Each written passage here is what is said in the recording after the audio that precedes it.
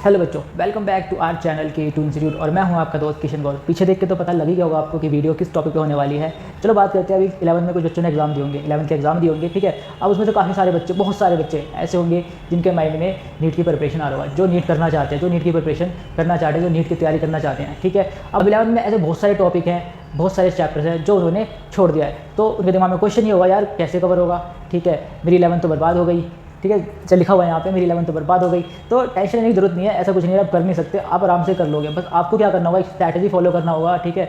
अपनी study plan करनी होगी, किस तरीके से आप स्टडी कर सकते हो, ठीक है। तो पूरी वीडियो आज इन्हीं टॉपिक पे होने वाली है, वी विल डिस्कस एवरीथिंग, ठीक है। चलो तो वीडियो को स्टार्ट करते हैं। अब देखो, योर टारगेट, ठीक है। आपका टारगेट क्या होना चाहिए, जो आपका मेन टारगेट है वही है, ठीक है। पहले मैं बात करता हूँ टॉपिक की।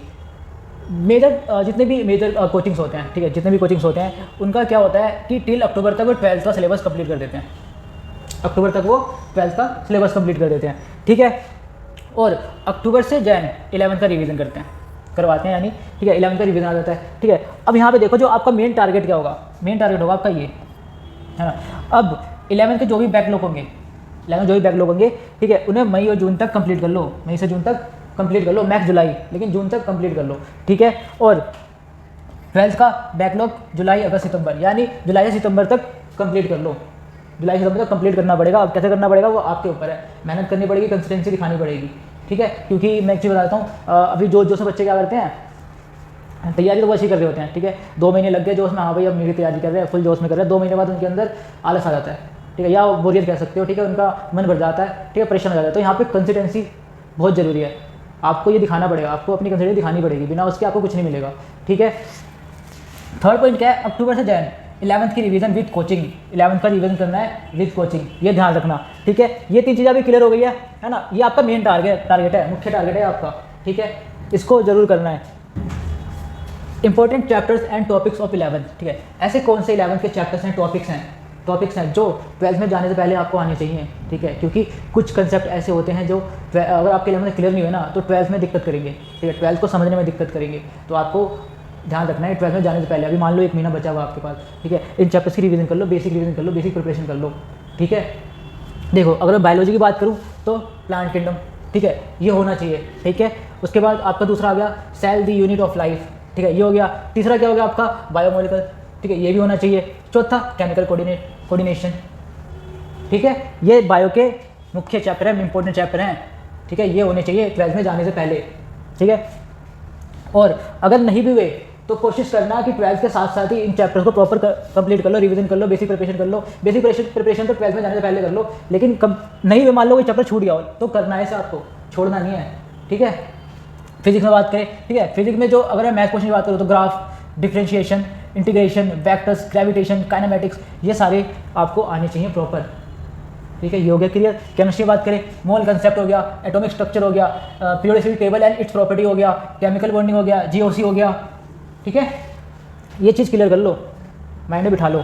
अब ये देखो रेगुलर स्टडी, ठीक है, रेगुलर स्टडी कैसे करनी है ये चीज़ें मैं आपको बता रहा हूँ। अब पहला देखो, अटेंड डेली लेक्चर, आपको डेली लेक्चर अटेंड करना है, ठीक है, चाहे आप कोचिंग ले रहे हो, ठीक है, आपको कोचिंग का डेली लेक्चर अटेंड करना है, पहला स्टेप ये हो गया।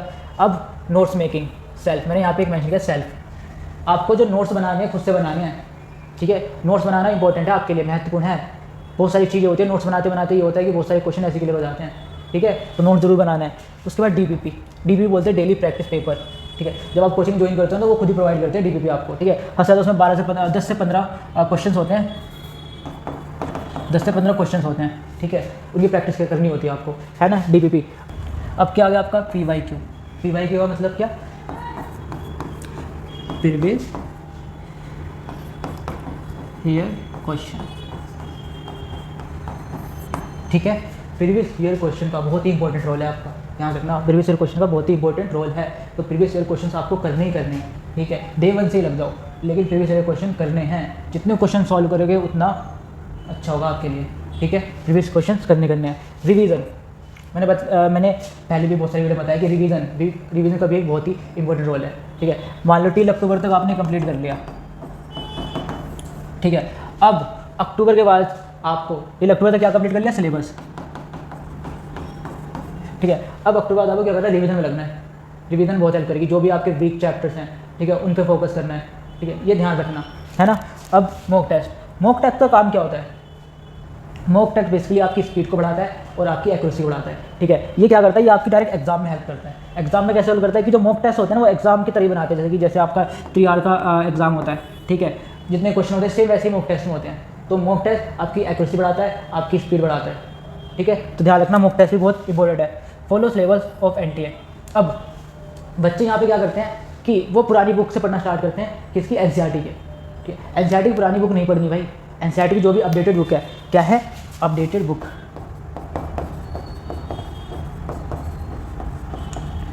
किसकी? NCERT की।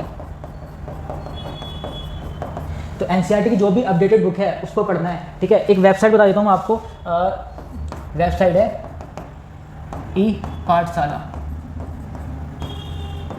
ई-पाठशाला एक वेबसाइट है, NCERT की है, ठीक है। यहाँ पर आपको NCERT की अपडेटेड बुक मिल जाएगी, ठीक है। अब इस पॉइंट की बात करते हैं, ये देखिए, ये लिखा है NCERT objective book bio, basically bio के लिए ये, ठीक है। तो NCERT objective book, NCERT at your finger, यानी जो बुक है वो है NCERT at your finger tips. ये एक बुक का नाम बता रहा हूँ। जो बच्चे सेल्फ स्टडी कर रहे हैं, क्या कर रहे हैं? Self study, 1 second.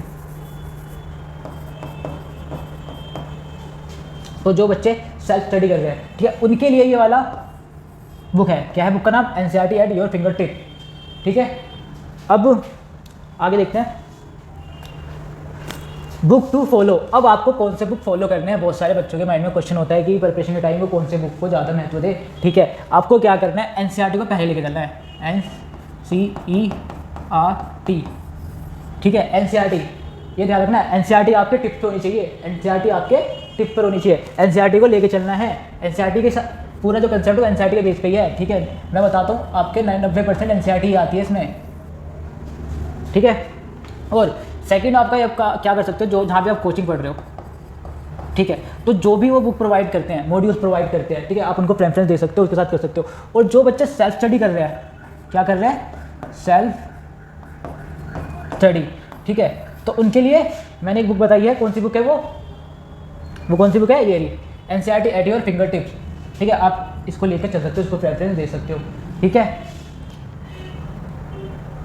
ओके, तो अब करते हैं वीडियो को समाप्त। आई होप वीडियो आपको अच्छी लगी हो, ठीक है। फिर भी अगर आपके माइंड में कोई क्वेश्चन हो तो आप सिंपली कमेंट बॉक्स में मैसेज ड्रॉप कर सकते हो, या डिस्क्रिप्शन में एक नंबर प्रोवाइड कर दूंगा, ठीक है। आपको सिंपली क्या करना है, उस नंबर पे मैसेज या कॉल करना है। वो नंबर व्हाट्सएप पर भी है, तो आप व्हाट्सएप पे मैसेज कर सकते हो, ठीक है। चलो बाय बाय, टाटा।